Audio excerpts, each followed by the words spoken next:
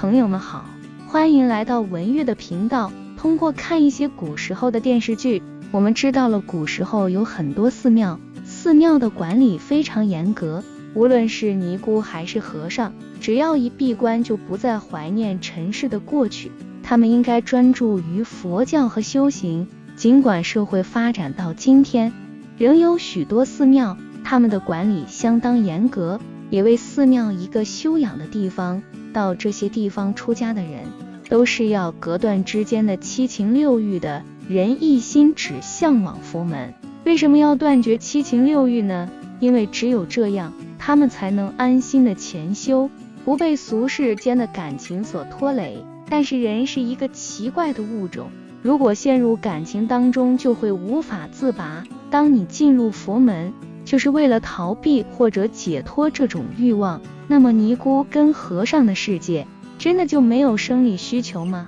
我们都知道，只要你是一个正常的人，无论男女，在一定的年龄，你就有一定的生理需求。即使你是寺庙里的尼姑或和尚，这只是身份的改变。对于一个正常人来说，生理需求是他无法控制的，到了一定的年龄，一定要想办法发泄。古时候，尼姑跟和尚虽然摆脱了七情六欲，但是他们又是用什么办法来解决自己的生理需求的呢？在很多人的心目中，尼姑跟和尚都是同类人，但又跟我们世俗的人不一样。在我们普通人眼里，他们都是世外的高人，与这个世界好像没有什么关系，可以清心寡欲，逃离七情六欲，完成自己的修身养性。这是我们看到的表面，但从科学的角度来看，人到了一定时候总是有生理需求的，他们也有，但因为身份不能随便张扬，但也不能总忍着。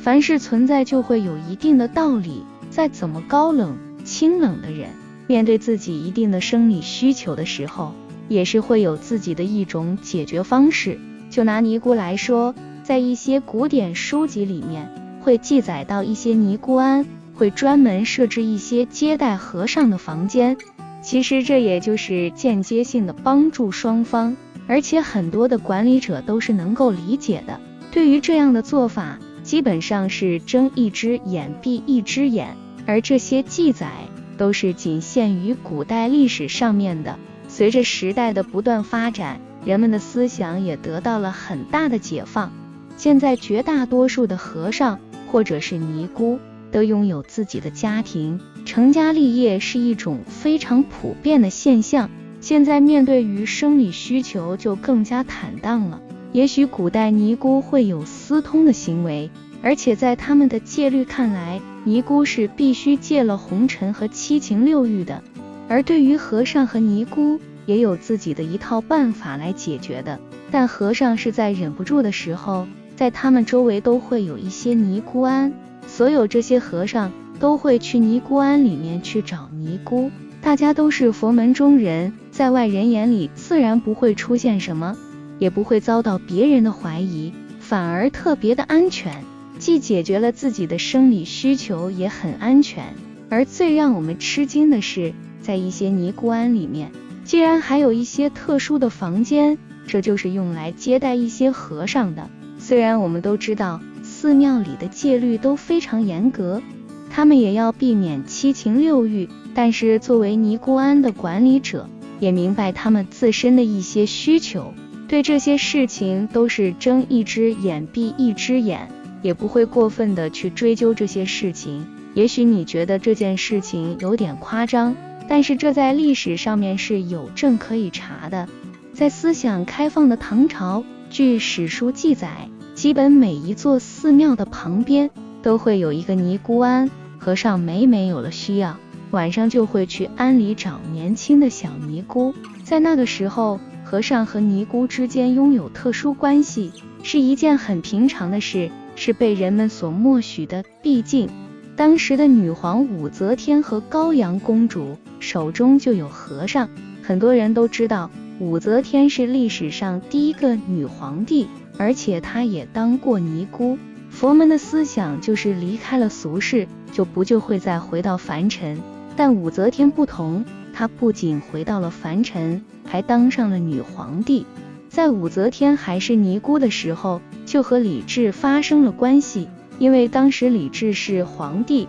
没人敢评论此事，所有大家都心知肚明。后来越来越多的和尚去尼姑庵，为了解决这一问题，尼姑庵还专门建立了一间贵宾房。每当一些地位高的僧人到访时，就会派一些年轻小尼姑进去伺候，称这种方法为逆战。从这里可以看出，唐代对僧人的要求是多么的低，并不会克制他们的生理需求。还有更宽容的是，宋朝为了更好地管理万民，统治者大量推行佛教，而当时与盛行程朱理学，讲究身体发肤受之父母，不孝有三，无后为大。要想当和尚，必须经过父母的同意，所以这就促成了当时的许多和尚可以娶妻生子，与常人无异。当时嫁给和尚当妻子的女子还不少，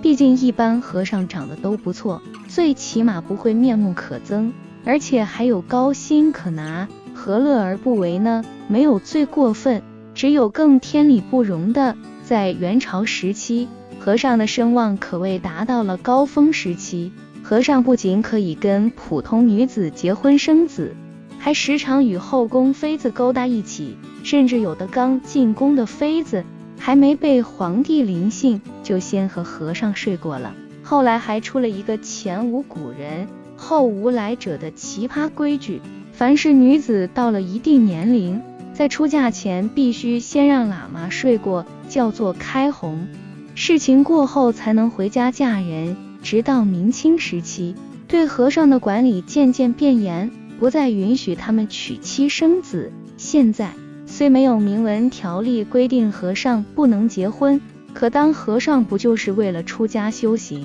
既然娶妻生子就可以说是成家立业了，还算什么和尚？只不过是打着出家的幌子，蒙骗众人而已。曾经有一位尼姑为我们深深解答了这个问题。她遁入空门已经有2年多了。听她说，她出家之前是因为被男朋友辜负了深情，所以因此害得她看破了人世间的红尘，一怒之下剪了自己的长发，归入了佛门。可她当时正是豆蔻年华，处于青春期的一位正常女子，对生理需求这个问题，她又是怎样去解决的？她给出了我们这样的答案。自从她进入了这个庵堂，每一天都是跟其他的尼姑生活在一起，每一天的日子过得很充实。一大早起来就会坐在佛像前，开始自己的早课，诵经和打坐，时不时还要进行农耕，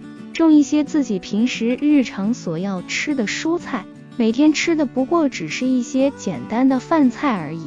在吃饭的时候，自己也很少跟他们说话。在每次快要开饭的时候，自己都会双手合十念经进行祈祷，祈祷完毕之后才可以进食。然后平常有时间的时候，自己还会钻研一下佛教的经书，每天都在念经，从早念到晚，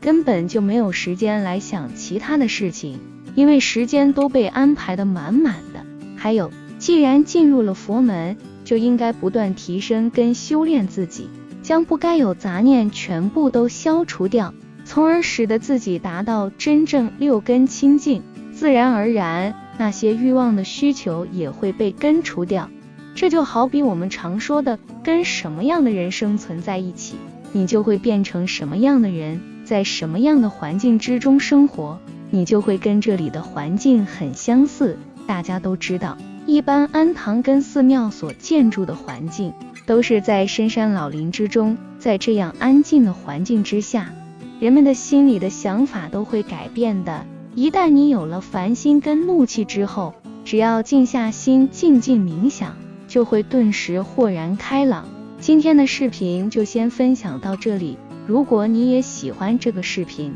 并且让你深有感触，希望你能分享给身边的人，期待与您的互动。感谢您的收看，我们下期再见。